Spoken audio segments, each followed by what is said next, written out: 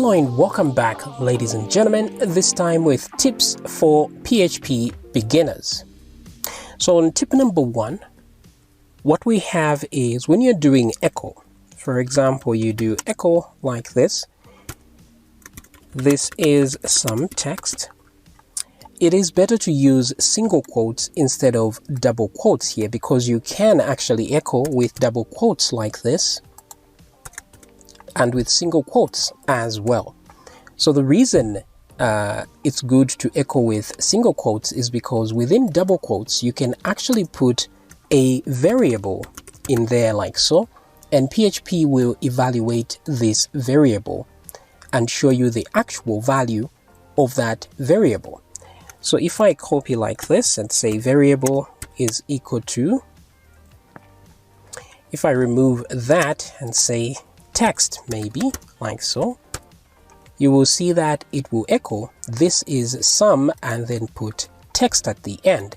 So if we were to check this out in there, you will see it will write this is some text because it evaluated the word text here instead of showing variable. But if we put a single quotes like this, then it will not evaluate this variable here. Instead, you see this is some variable like that. Now, because PHP always searches within double quotes to find any variables in there, it takes a bit longer to run this particular code. So it's better to use single quotes and only use double quotes if you are going to put variables within your echoing text. Tip number 2 is similar to this one, but in this case, let's try and use an array instead. Let's say I have an array with an ID like so. So we say row ID like so is equal to, let's say, 10. And we can write something like the ID is, and then we'll put that. Now, if I do put double quotes on the outside like so, this will not work. It will cause a syntax error, as you can see here. So the correct way to do this is to remove the quotes within like so in the array, so that it's something like that, and then it will evaluate this quite okay. So if I refresh, you see the ID is 10. But this is not good either, because on top of having to search for variables in here, it has to determine what ID is. And ID could be a constant because it doesn't have a $sign for it to be a variable, and it doesn't have the quotes around it to say it's a string. So it may think this is actually a constant somewhere. So it searches for that as well. So this consumes more time to process. The better way to do it is to put single quotes like this and then concatenate like so. Okay? So you join this and that together. So the ID is, and then now since this is outside the string, you can actually put quotes in there. That way you tell it this is actually a string. It won't bother looking for a constant. So let's come back here and refresh, and you see there it is like so. Now our next tip is building up off of this one as well. So instead of a concatenation like this, please remember that echo can echo multiple parameters here. So you don't need to concatenate a string, you can put a comma instead. So this is a language construct, it's not really a function, but once you say echo and then you put maybe a string, you can put a comma and put more than one parameter there, like so. So if I put it like this and I put a comma instead of a dot, it'll still work. So if I refresh, you see there it is. This is similar to doing something like this is, and then you put a comma there, and you can say something like a dog, and then comma, and a boy, like that. So all of this will be run just fine because these are all regarded as multi-parameters in the echo situation. So if I refresh, you see it looks like one sentence.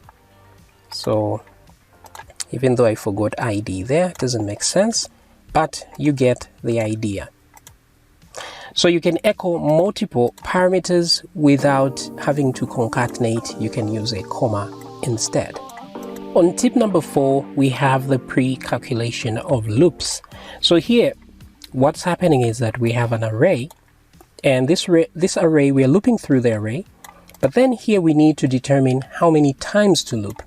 And we do that by using the function count, which counts the number of items inside an array.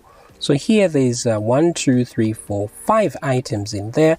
So this is as good as putting the number 5 like so, which means this will loop 5 times. But doing it this way is not good, because every time through the loop, this part has to calculate this number all over again. So every time through the loop, this has to be counted, the array again. So this can be a problem. So instead of doing it this way, you have to count it once, because this slows you down. So here you can just put a variable like total and then do that, and then instead put total here like so. Alright, that way there's no calculation required throughout, because the number was already calculated. And also this could be a problem, because if you put this count here, if you remove some items from the array while during the loop, then this is the only time it makes sense to put that here maybe in the loop, so that it can adjust how many times it has to loop every time. So let's see that in action here. This just echoes the number of items in that array. So it looks like it works exactly the same. However, there's a difference in performance. When you do this, this is much slower. So the point here is that whenever you're dealing with loops, every item that you need to calculate within the loop, if it can be done outside the loop, please do it from there and save the variable instead. That way you save time of calculation every time through the loop. This is the same as if you are instantiating a class. If inside the loop you have to create a new instance, for example, of an item, and say is equal to new item like that, if you're using OOP, this is bad practice, because these objects take up quite an amount of memory, and if they even take quite long to initialize. So if you can do this outside the array, better do it from there. Unless it's absolutely necessary to do it within the loop, that's when you do it there. Our next tip is on large arrays. So if you're dealing with files, for example, reading content from files, and you have a large array, it's a good idea immediately after you use the array and it's done, you unset it. So unset unsets any variable. You can do it like that. Okay, that's how you empty the contents of an array or a variable. That way it no longer holds that stuff in memory, and it will save some RAM. Also, you can simply say array is equal to null like that, because this is an empty value as well, but this one is better because it won't take up any space anymore like that. Also, speaking of large arrays, when you are reading from files, for example, you can use the function file get contents to get items from a file. So you just put your file name there and the path to that file like so, and then you grab the items. Let's say content is equal to, so you can grab the contents of a file by doing this. Now the problem is, if the file is large, this is okay for smaller files, but if the file is larger, this becomes a problem. So in this case, you have to read the file one line at a time instead, to grab a small amount, deal with it, and then remove it from there. So in order to grab smaller items, small pieces of a file, instead of file get contents, and by the way, you can use file put contents to put contents into a file. You say file put contents, you put the file name, and then the variable containing the data that you want to save. But if we want to read a file line by line, this is what we do instead. So this is the code you have to use to read a file line by line. So you create a handle using the fopen function, here you put your input file, and then you set the mode that you want to use. This could be read and write. So this is read, write is like that. There's also append, and you can add a plus like that to show that you are running multiple modes. So this is for read right now, and then we check if the handle we created here is active, which means we've managed to open the file. If this doesn't work, then the file isn't open. And then you go ahead and loop through the file. So you check to see that the end of the file has not been reached. This is how we check that, if the end of the file has not been reached. And then here you process the line. So each line will be contained within the line variable like that. So you can use that line as you wish. All right. Our next step is about requiring files. So if the files are in the same folder as the current file, what you normally do is you do require like that, or include. So you say require, and then you put your file. For example, if it's the functions.php file like that, and so on. So this is going to find the file for as long as it's within the same folder as this one, or you can do it like this. Say same folder and do that. So what is better is to put the full path of that file. You can start with your drive like c/zamp/htdocs, and then / your project folder, for example tips, and then you put functions.php. This is a better way to do things. It's faster to do it this way instead of using relative paths. Now the problem with this is once you do this, it means if you move your project to a different folder or your live server, then you lose these paths here. That's why relative paths are usually good. But instead, what you do is you create a constant.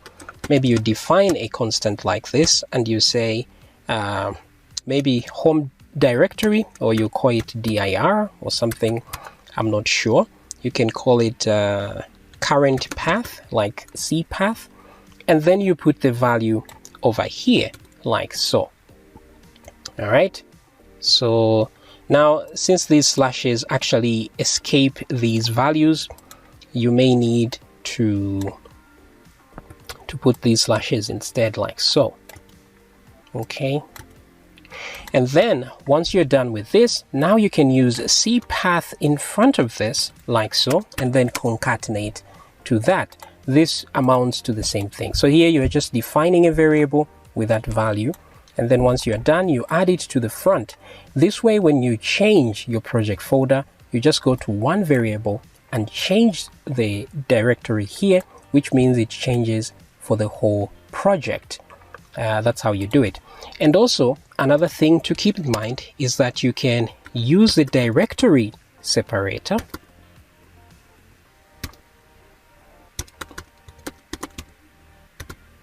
like that. So this directory separator is used by PHP to grab the separator of directories like this one we're using here, because on certain systems it's a /, on certain systems it's a / like that. So if you're not sure, what you can do is you can say, you can define it maybe as ds, or you just say directory separator like that is equal to this. So this will now contain the system defined separator, whether it's a / or /, and then excuse me there, then you can put it in there like so. I'm having a flu. Right, so you can add it as part of the, actually we have to do it like that and concatenate it to the whole string. So every part which has this / you replace that with the ds like so. So you have C directory separator, the folder directory separator, and so on and so forth. Even this last one here, we can do the same. Just put it like so.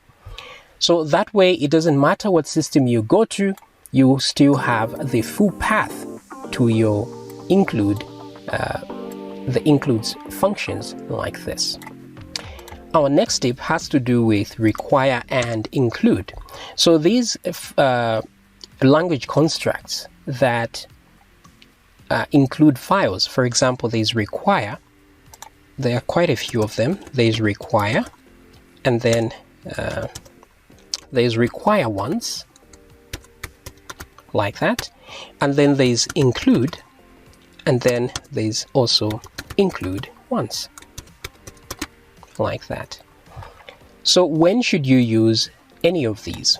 Well, require, what require does, require and include are really exactly the same. They work the same way, require and include, same with require once and include once. So with require and include, the only difference is that if you use include, then it becomes optional to include that file. If the file isn't found, it will just display a warning, but it will continue executing your program. But if you use require and it can't find that file, then it will exit the program. So it depends on the file you are including. So if the file is absolutely necessary, and if it's missing, could cause problems, then use require. But if it's optional, then use include. And then require once means that if you've already required the file, let's say I say require once here, and then later on I use require again, require once. If for some reason I require the same file, it will ignore this directive because the file has already been added. Now the reason this can be useful is, for example, if you're using an autoloader for your classes, because sometimes you can require a new class several times without you realizing it, because you're using an autoloader. So if there's a required once function, then the file will not be required, will not be included a second time, because if you include it a second time, it will tell you that class was already declared some time back, because now there are two copies of the same file, which means the same class name. So require once can be helpful if the file is only required one time in the project. So that's how require once and include once both work. So require is mandatory, include is optional.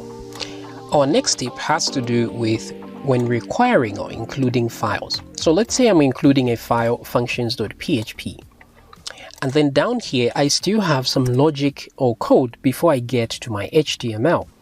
So for example, there could be code here, and then here there's a closing PHP tag, and then maybe I have some HTML down here like so.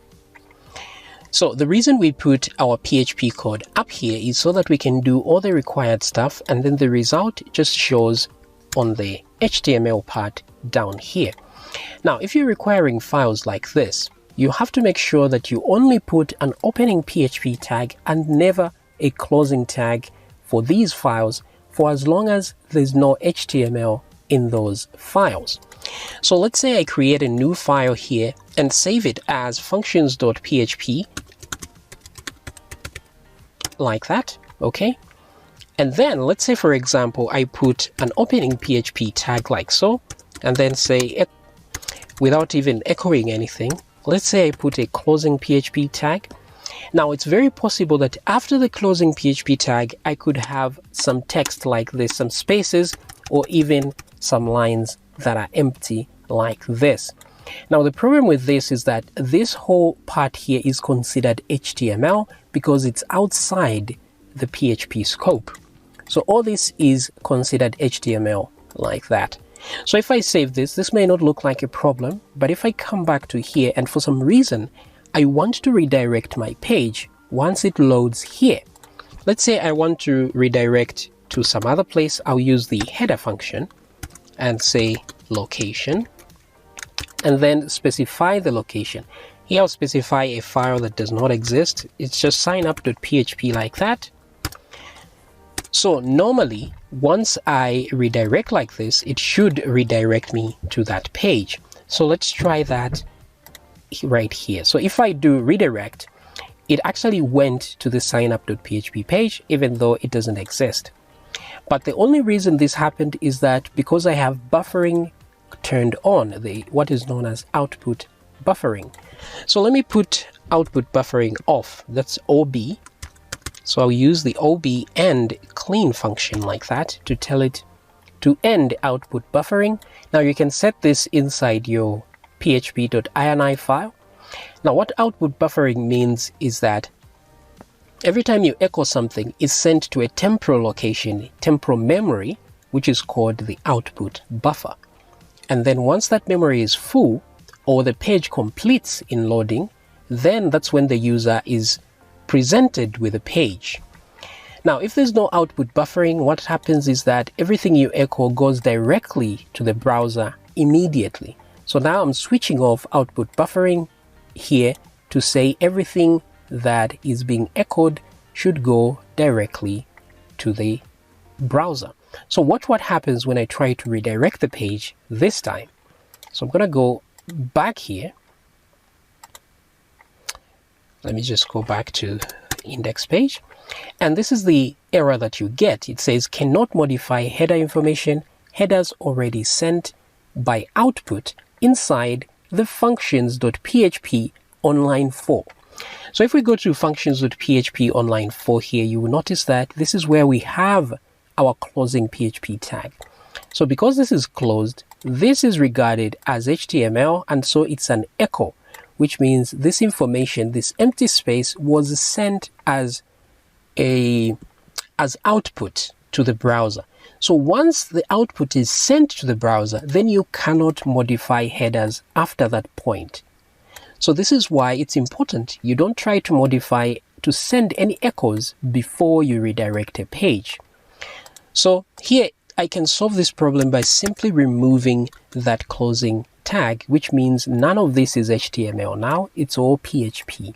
And as you know, in PHP, before interpreting the code, it removes all empty spaces. So none of these empty space is regarded as empty space anymore. So if I come back here and refresh, now it will redirect as intended. So my point being, all the included files here where the business logic happens should not have a closing PHP tag to avoid such problems. Okay? Now our next tip has to do with this header redirecting.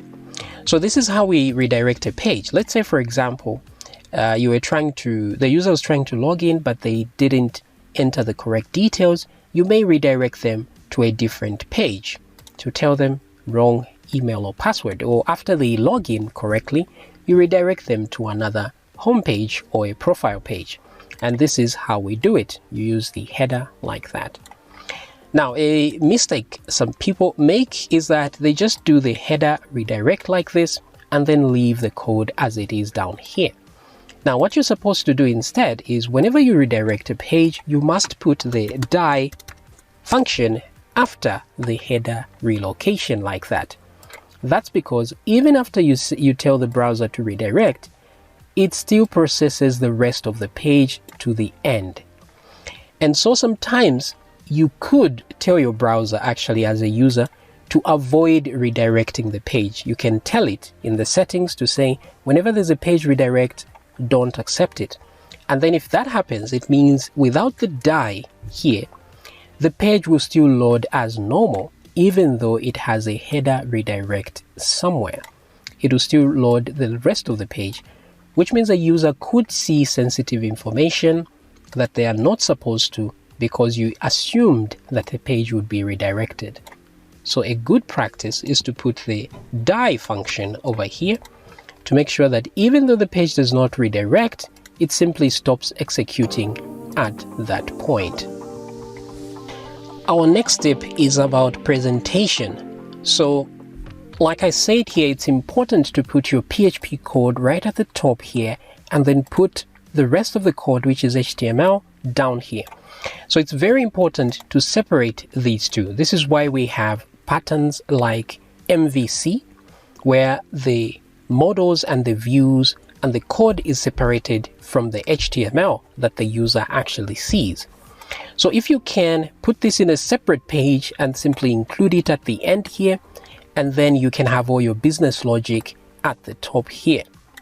Now the reason for that is that what the user sees may need to change over time. You may need to change your template, the look of your template on your website, but that necessarily doesn't mean you have to change the code of your PHP. So if, for example, you keep adding code within your HTML here, you have a PHP tag here, opening and closing like that, and then you do some kind of calculations here, and then as you go on, you have some more code down here, you have a bit of PHP code, then you put some code here, and then you close that. And if you continue mixing up your HTML, because you can actually do that, you can mix PHP on every line with HTML, but that's a bad idea, because the day you need to change your template, you will have a nightmare to fix. So the best thing to do is to have all your business logic right at the top and save everything inside variables. And then down here, all you have to do is replace very short pieces of code with variables and stuff. So for example, if you want to make a loop, maybe there's a div here, and this one is a card of some kind. Maybe it's a card like this. And then here there's maybe a title and some content of the card like that. And then there's a loop happening here. You have to use that PHP templating style where you do this, and then you put a for each loop like that, and then you put a full colon and close that. That way you still have your HTML intact here, but then down here you put PHP and say end for each like that. That way you can create a loop and still maintain your HTML looking like HTML here. Here you put maybe rows as row like that. And then the row now contains the contents of each item in the loop, and then you can put that stuff here. So this is the only stuff you should see in your HTML. You should see only if statement, only for each statement, for statements, and while loops. That's the only stuff you should see here. Anything that requires any form of calculation should be done above here. The only time you should have some calculations in here is if, for example, there's something you need down there. Let's say, for example, through every loop here, this is a user account, for example. Maybe within here you need to grab some extra user details from a different table. So obviously this row won't have that information, but after the loop here, you may be tempted to put some PHP tags like so, and then go ahead and query some more data in this location here. That way you can have it there. This is bad practice as well, but you can do it, though it's bad practice because it makes it harder to change your template. So what you should do instead is have another loop in the beginning right here. So you queried, make sure you queried these rows somewhere here, and then you loop through the rows and grab that information in advance over here. By the time it gets here, you have to add that extra information to each row, so that when you get here, each row already has the information you wanted to query from here, so you don't have to do it here. So the HTML part should be strictly for loops and if statements, very simple if statements and loops. Everything else that's heavy should be done up here, so that this part is very separate from your actual template.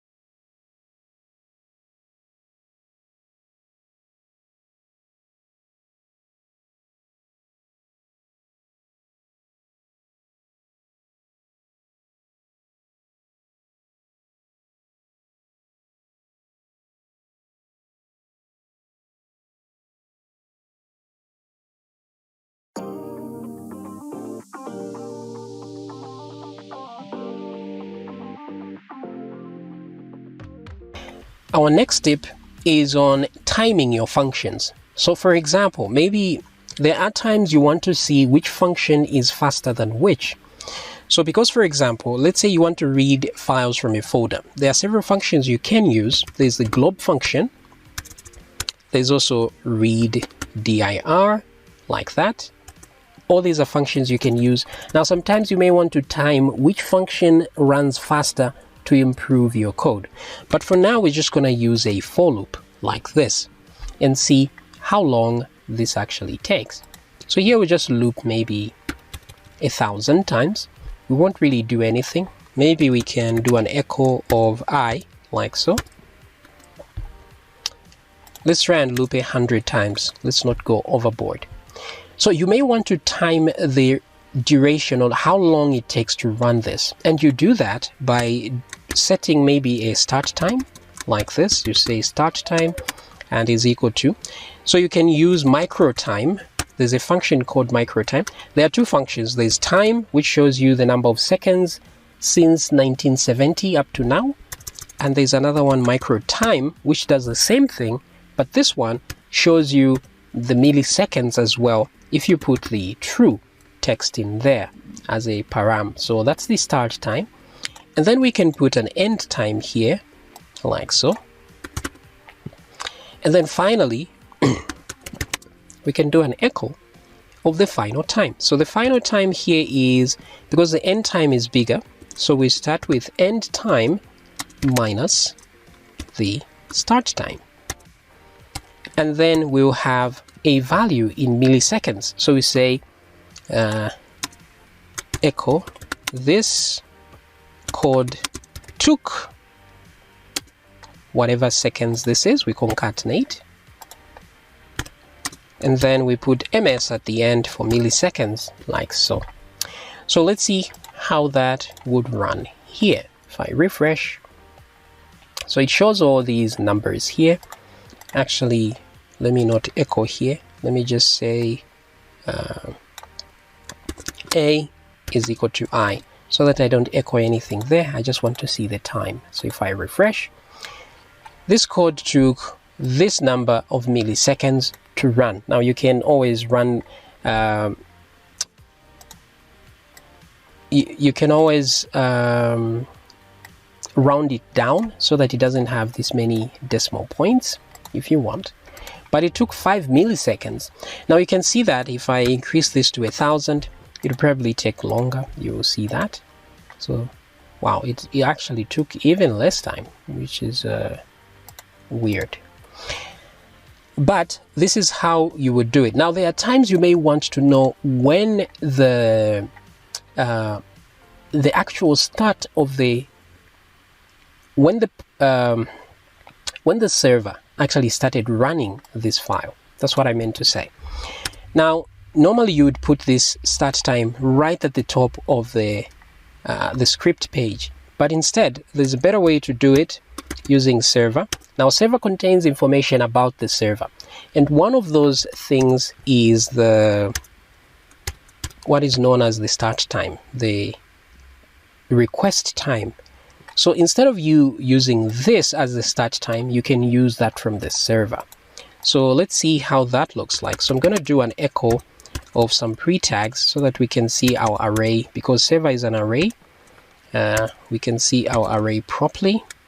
So I'll do that.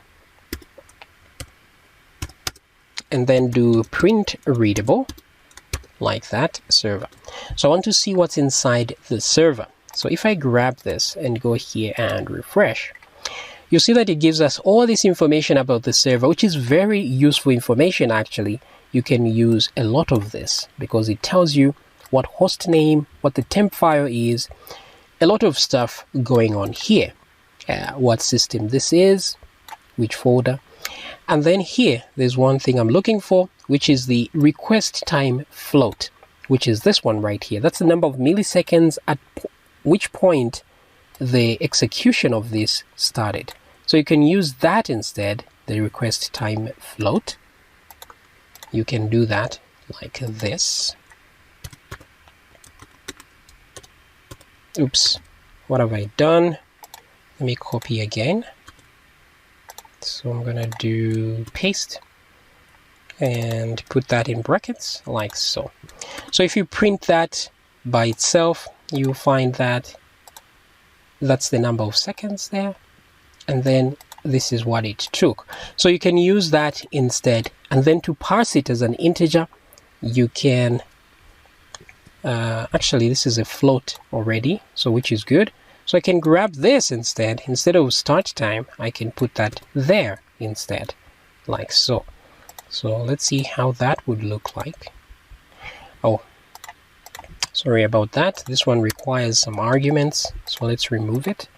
If I refresh, this is the real time instead of using that. So this is how long it actually took.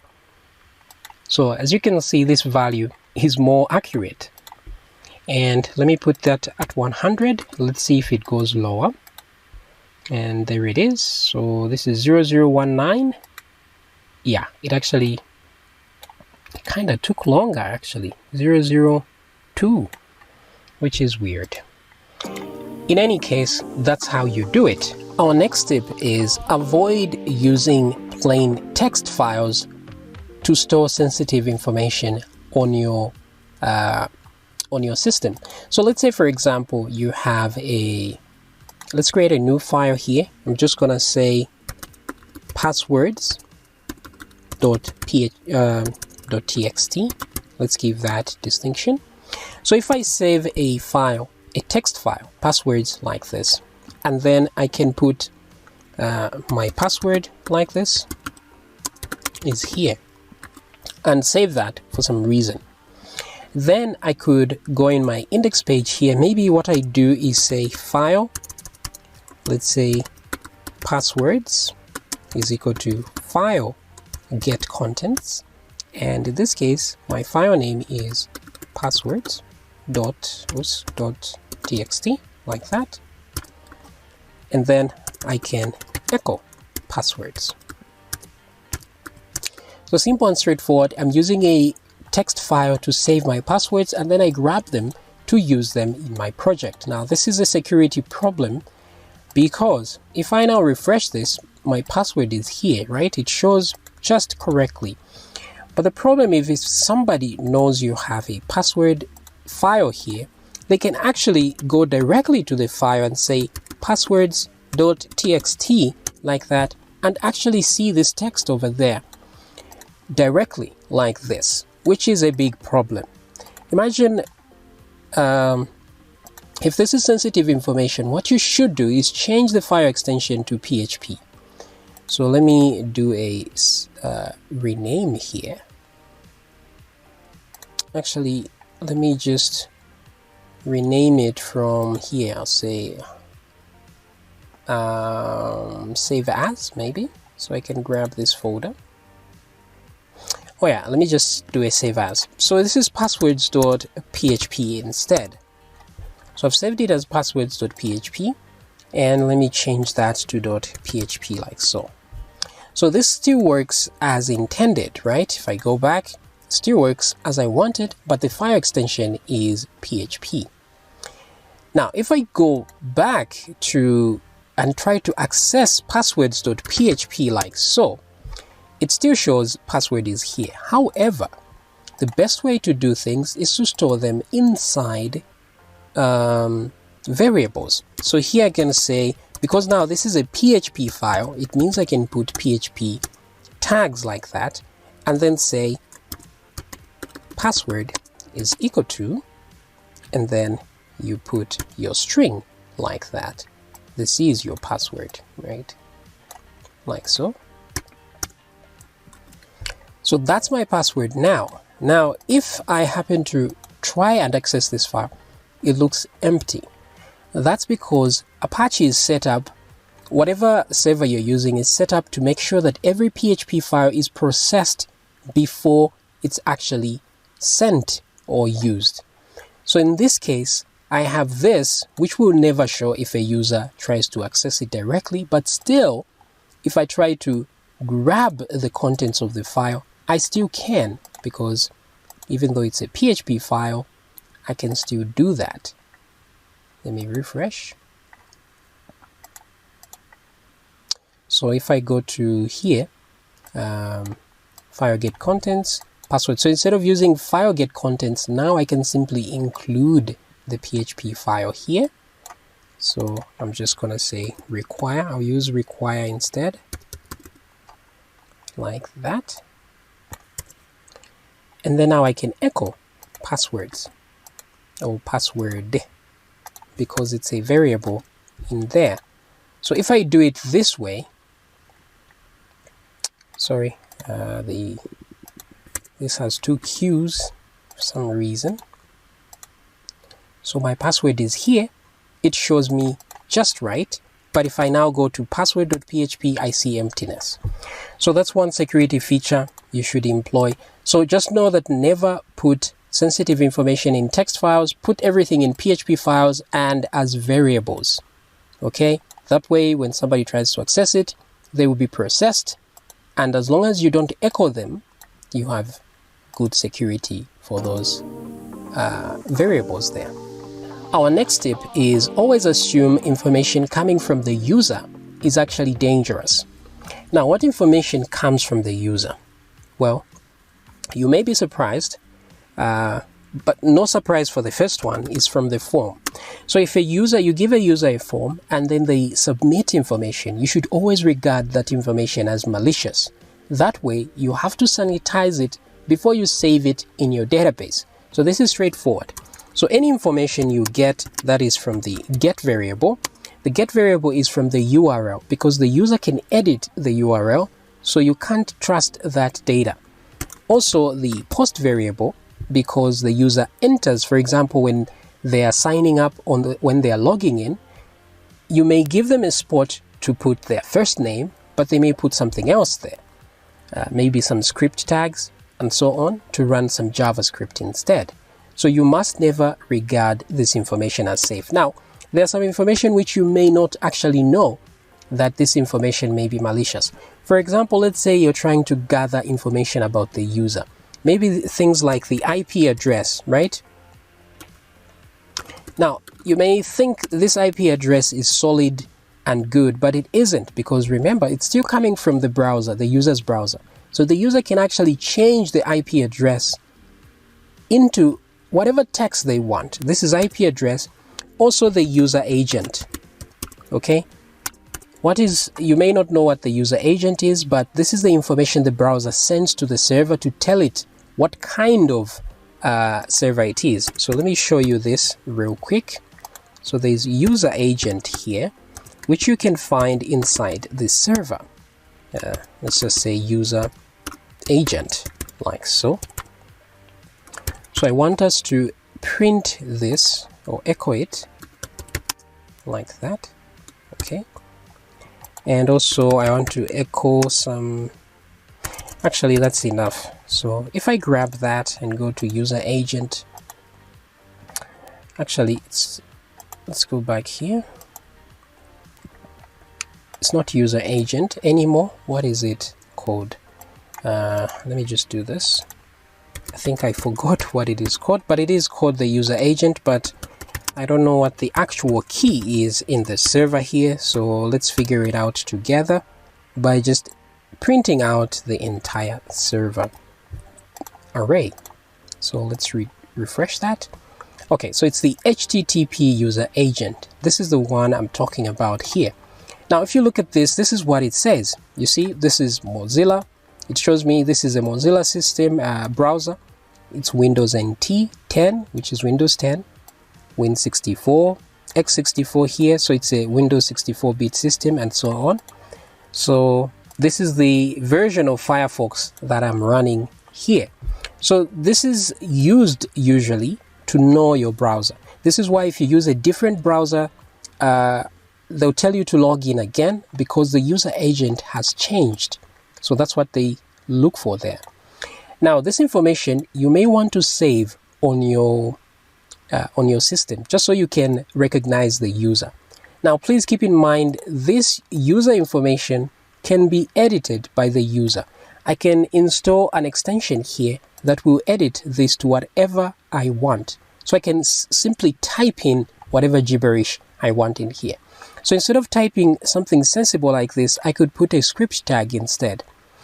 So then if I put a script tag and put some malicious JavaScript, what will happen is at some point, this user agent will be saved in the database, right? So please put a database as well as untrusted sources.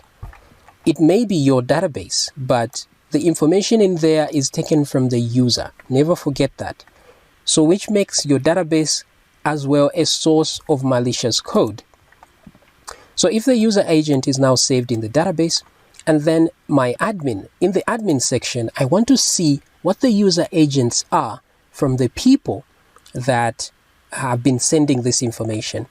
Now imagine if instead there was, maybe I make a table where I see the user IP address and see the user agent.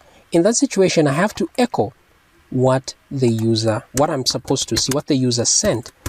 So now imagine if instead of some normal code, I put my user agent as a script and then just say alert like this and say hello, or we just say hacked like that. Okay, so imagine this is information that I put as my user agent, so it's saved in the database, and then I go to my admin section, which is supposed to show me this information because I want to see what user agents my users are using. And then this is echoed to my browser. Now watch what happens when I echo that to my browser. If I refresh, oh, so there's a syntax error. Let's fix that first. Let's put a semicolon there. Let me remove this server thingy. So what will happen instead is when I refresh, instead I get the JavaScript is running. So whatever information that user put there now will run on my browser. And then it may run in the background without me even knowing. Meanwhile, it may be a script that starts to grab data from my website onto the hacker's website to know things that I'm doing, what passwords I'm using, etc., etc., and I can be hacked that way. So the best thing to do is to never trust even data from your database, from the user agent, things that you may think are safe. Even the IP addresses can be compromised because the user can change those. From the form, from the get, from the post, all of this stuff can be compromised. So how do you fix this? So every time you're echoing data on your browser that isn't a number, for as long as it's not some digits, it contains a string, you have to use HTML special chars function like this. So you wrap every text you echo inside HTML special chars like that, and then it will be echoed just as it is. So let's see that in action. So instead of running this, if I now refresh, this is what I get. I get the actual text that somebody sent. Now the reason this works is if you inspect the page source, you see that that function, the HTML special chars, has changed all those curly braces into these special characters here, which the browser will interpret as brackets, these angle brackets there. That way this renders this whole code moot. So it doesn't do anything anymore. Instead, it just displays properly as it's supposed to. So every time you're echoing something in your HTML, please put HTML special chars. Instead, in fact, you can replace the echo function with this right here. So what you do is you create a function and call it maybe, what do you call it? You can call it escape like that. Okay, and put this code in there. And then it returns something like so. So it returns an HTML special chars version of the text that you send. So let's put text in there as a variable and then grab this. Let's paste it in there like so. And I'm going to remove this. So I'll set the text outside here and say text is equal to, and paste that. Okay. So now instead of echoing whatever I want directly like the text, instead of saying echo text like this, I'll do echo escape text like that. That way it's escaped properly, because if I don't do this, over here I am hacked. But if I do that, I escape it, then it runs as it should, like that. And then when it comes to saving information in the database, once you grab information from the get or the post or whatever it is, and you want to save in the database, the important thing to do is sanitize it. So how do you do that? So if, for example, you're expecting an integer, so my int is equal to, maybe from the get you're expecting an integer like ID, for example. What you're supposed to do is sanitize this ID. The first thing is to avoid an error, because sometimes it may not exist. So you do that. That way, if the ID does not exist from the get variable, you set it to 0. And then what you're supposed to do, because somebody could put some text in there, you just cast it as an integer by doing this. So that way you make sure that whatever, even if this is text, right, it will still be cast as an integer eventually. So here we can show you that by saying my int. We echo my int there, which in this case will be 0. Let me refresh, and that will be 0. Now if I put a get variable here and say ID is equal to 200, for example, you see 200 there. Now what if I say ID is equal to script, for example? Now you see it still writes 0, because even though ID is some text, it's cast into an integer. So this is how you make sure that you cannot be hacked there. Because if I remove this line over here, where I cast it as an int, you'll see that it will actually show me the text instead. Alrighty then. So now to save into the database, if it's not an integer, for example, that you're expecting, instead you're expecting some actual text, right? So the text could have malicious data in there. So for example, maybe I say scripts like that. There's an apostrophe there. This may be a mistake, or it may be something that somebody really wants to type and put in the database. Now the problem is when you try to run a query with information like this quote is bound to affect your query, because your query has quotes like this. So it may disturb your final query. So in order to fix this, you have to escape these values. Now a simple way to escape values is using the add slashes. So say int add slashes like that, and my int. So now what happens is this apostrophe is escaped, as you can see by that slash you see over there. So this makes it at least safer to put in your database if you're not using prepared statements. Now a better way to do it is actually to use the MySQL connection thingy. So there's a function called MySQLi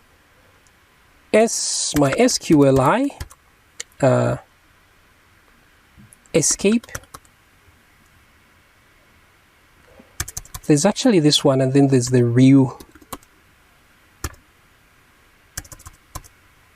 MySQLi real escape string. I don't know if this is the actual so let me grab this. Oops. Let me just get that here. So instead of add slashes, you use this MySQLi, don't forget the I, real escape string, like that.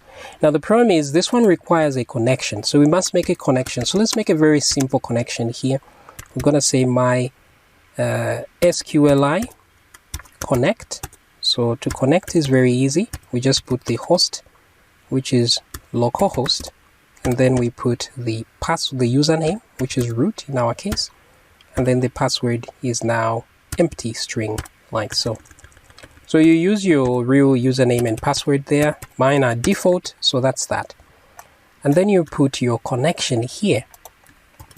Now the reason the connection is required is because it has to know which characters to escape depending on the database you are using, right? So like this, it will escape all the strings that are required to escape. The one I had used before, the add slashes works, but it doesn't escape things like new lines and all that. It escapes a fewer more characters. This one gets all of them. So it's good to use that. So let me refresh. And as you can see, it has escaped that as well. Even though I didn't use the add slashes function, I used this one. So this is how you make your variables safe to put inside your query. So now you can put this version in the query and you know it's safe. But the best way to avoid all this trouble of SQL injection is to use prepared statements. So you can Google what prepared statements are and how to use them. That's always the best solution. But never forget to escape all information you display on your browser from your database. That's very important. You use this one here, and then you escape all values that you're putting in your database.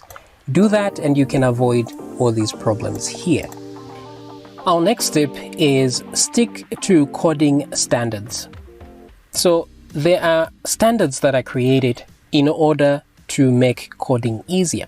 For example, when you're creating classes, it's recommended that your class name be capitalized like that. These are simple standards to follow. And there are many such standards. For example, if you're following the MVC system and so on. Now, the reason standards are good to follow is because it will be easier for you to read. If you know the standards, you'll be able to read other people's code because they follow those standards as well. Just like they can also read your code because you follow standards. That way your code will live longer, because even after you're no longer developing that piece of code, somebody else can come in and actually read what you were doing and improve it or develop it further. So standards are very important. And the last and final tip here is read the manual. So read the freaking manual. This is very important because many new PHP developers never actually go and read the manual of PHP. They just want to watch tutorials on what others have done, but they never read the manual themselves. There's a lot of information in the manual, and you can find that on a website, php.net. So if you go to php.net, for example, it has everything you need here. It describes PHP in great detail, and it even has examples on whatever you are searching for. There are examples down here, user-defined examples, which you can see to improve what you can do. And on that note, it's good to remember that there are a lot of functions that are built into PHP that you can use to do a lot of things. So instead of before you actually create a function, just try to find out if there's a function that's built within PHP that can already do what you're trying to do, because chances are there is a function that can do that. Because look at all these built-in PHP functions like isArray, explode, implode, all these unset. And then there are a lot of array functions here as well. So you can just use Google and type array functions, PHP, something like that, and then it will show you all the functions that are available that manipulate arrays, for example, because array manipulation is a big part of dealing with web design and web development. So look at all these array functions here. There's literally dozens of them here, and chances are whatever you're trying to do, one of these array functions can do it for you. So just go through each one of them, click on one and see what it does. Here there's a brief summary of what each one of these does, and then you can go into detail by clicking on it and finding out how to use it. That way you speed up your workflow significantly. Alright, so hopefully you've gotten 1 or 2 tips from here that are useful for your PHP development career, and I will see you in another tutorial.